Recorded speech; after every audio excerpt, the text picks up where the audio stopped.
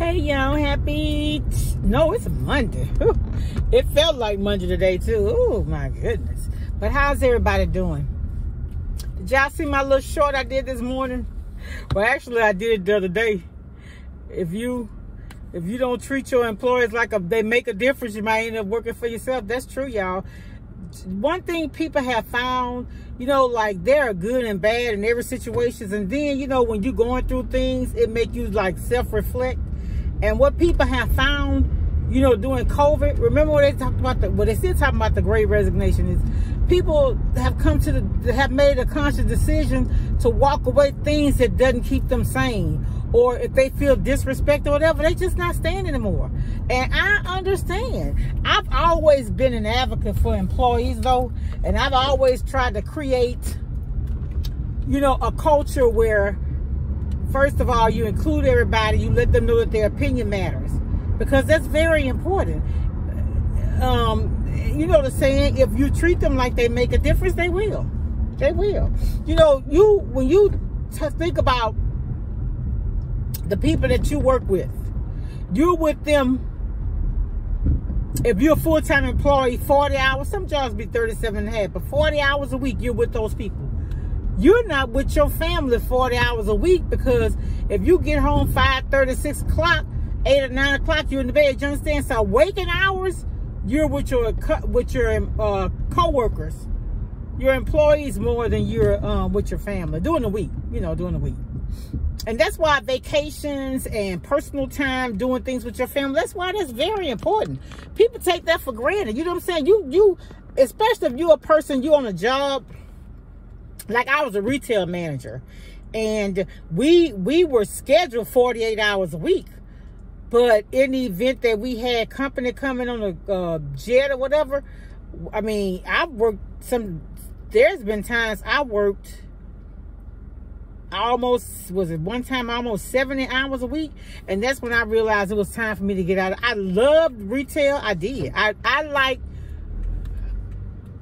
the thing about retail is, like you handle merchandise and you see that stuff go out the store.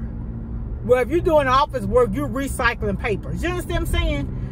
But I'm telling you, I worked in the retail office and I worked on the floor, but honestly, I loved retail. It was my thing. I met so many people, and I'm telling you, the people that I met working in retail, the people I worked with, we knew all their kids, their family. We were like a big family. Even today, I haven't been in retail in 18 years. Let's see. I've been on this job, it'll be 18 years in February, but the other job, 12 on one retail job and 3 years, 3 months on the other. So a total of, well, I did retail 15 years, but I'm saying 18 years, say 21 years, 22 years, I've been away from the people that I worked with 13 years. But, we still, most of those people, kids are grown. They're not parents themselves. But everybody respected everybody, and we looked out for one another. And man, it's like, I don't know.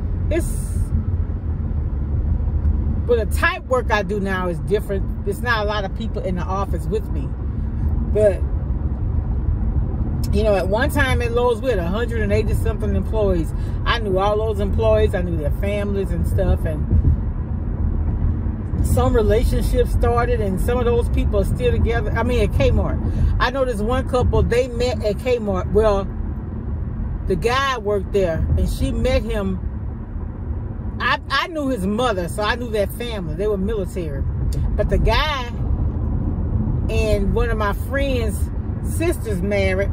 Now they're still together, and their kids are college graduates, master degree graduates from college. That's how long so I knew them at the beginning of their courtship, and now they have grown kids. It's a lot of the other people got grown grandkids. You know what I'm saying? Great grandmothers and stuff now, people I met. And a lot of times we take those type of relationships and stuff for granted, but man,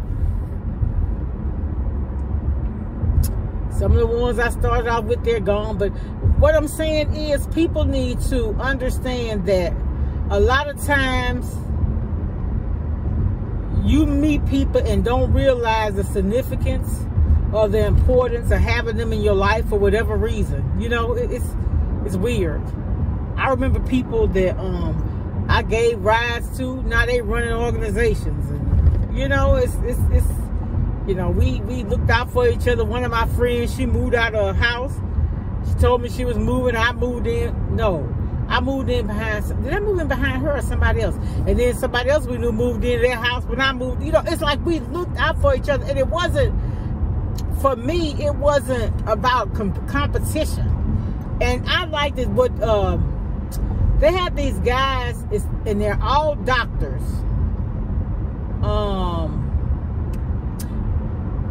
What was the name of it? I'm subscribed to them on their Facebook channel and the Instagram. Pulse of Perseverance. I know it's Perseverance.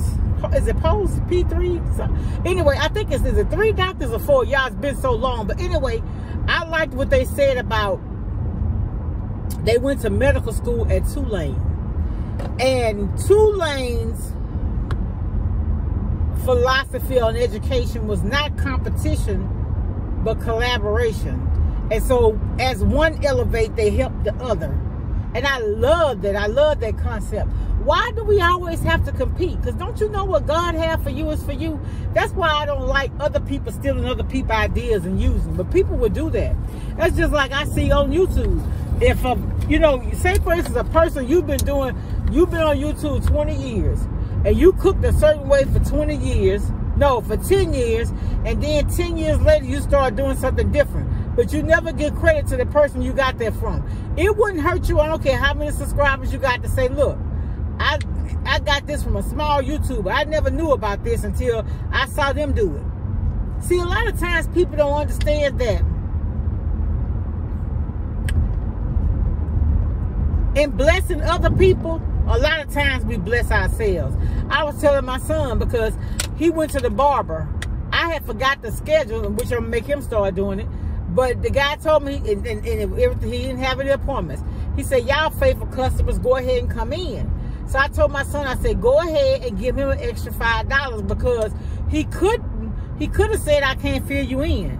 But he was helpful like that. So my son texted me, I gave him 30. I said, but I told you to give him 5 extra.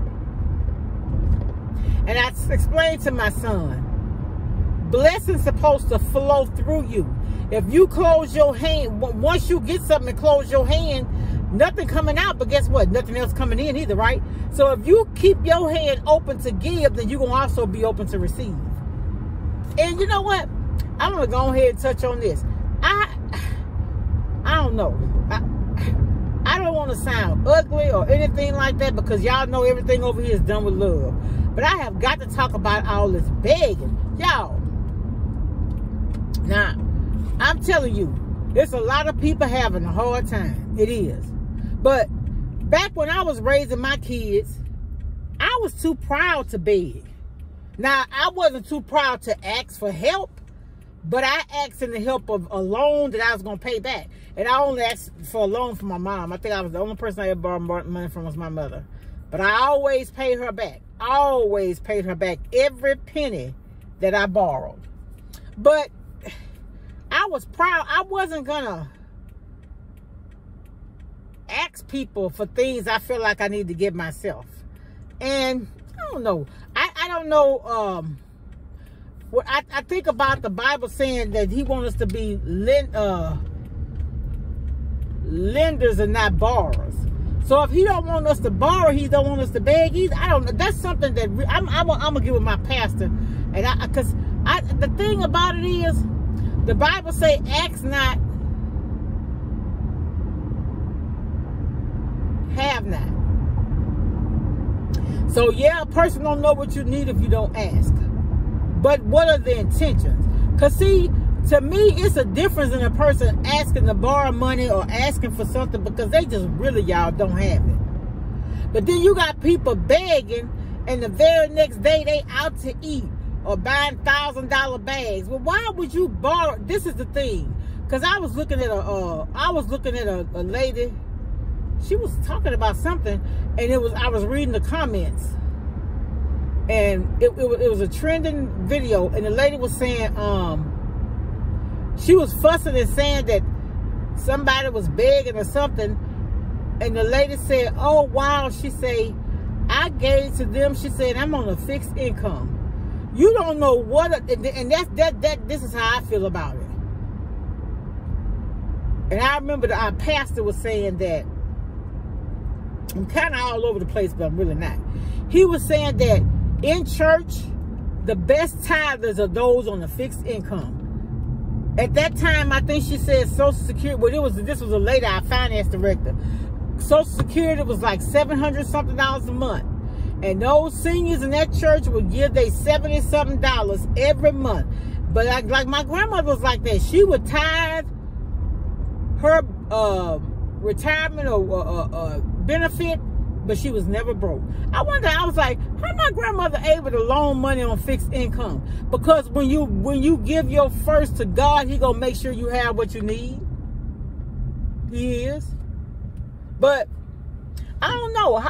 I got so sad when I saw that lady said that she had contributed to these people and she on a fixed income. You don't know what a person's sacrificing. My thing is, I don't ever want to take for somebody who's going to do without for me when I have what I need. That's one of the reasons why I don't beg, because the Lord has blessed me. You know, and sometimes in your struggle, that's where the Lord wants you to get your lesson. But you ain't going to struggle. You're going to hurry up and get online and you're going to beg. I don't know. I don't know everything, but I just know if everything come out of your mouth is begging, that's just not a good look for me. Because one thing about it is, if you beg every day, are you going to beg the rest of your life? I'm saying, I don't know how I feel about it. Well, I don't like it. I'm just going to be honest. You know. And I want your input on it. How do you feel about a person, every time they come on, they begging? If they offer, okay, here's another thing. Okay. So, for me, YouTube is a ministry. So I come on here and, you know, I don't tell everything I do, but there have been times where I have reached out to somebody because in their comment, I felt that there was a need that they had, and Lord put it in my spirit to bless them. No, I am not rich now. No, I don't have a lot, but I'm just saying. So how do you feel about a person could get on all the time and beg, but never give anything? Never give anything. Isn't it better to give than to receive? So how can you always beg but never give? I'm just saying, you gotta look at that. How you a person, okay, you charging for your services, but you begging for what you want. And my mother told us, she said, the older people used to say, country people will beg for what they want. No, beg for what they need and buy what they want. Like that girl there, oh, I can't pay my rent. I can't pay my utility bills. I can't get my kids this. I can't get my kids that. But what they want, they'll go buy it. But want you to pay for what they need. I got a problem with that. I really do. I sure do. All right, y'all. I done made it. I'll talk to y'all later. Bye.